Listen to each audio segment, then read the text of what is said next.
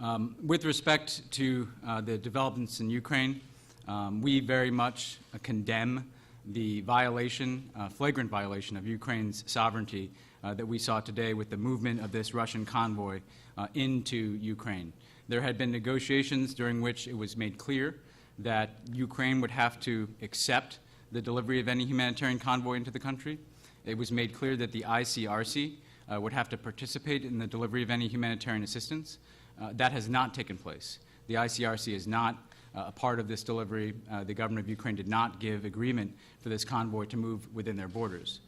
I think this is part of a pattern that we've seen in recent weeks and we've highlighted of Russian support to armed separatists in eastern Ukraine that, again, violates Ukraine's sovereignty and destabilizes the situation.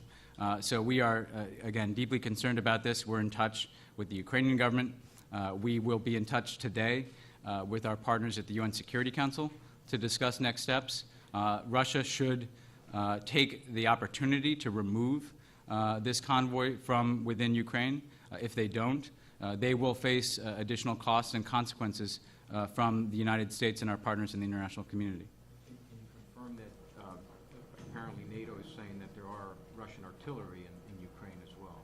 We have seen the use of Russian artillery in Ukraine in the past days. I wouldn't want to speak to an individual instance today, but it certainly has been a pattern whereby we've seen firing from within Russia into Ukraine, and we've seen a disturbing movement of Russian artillery and military equipment into Ukraine as well.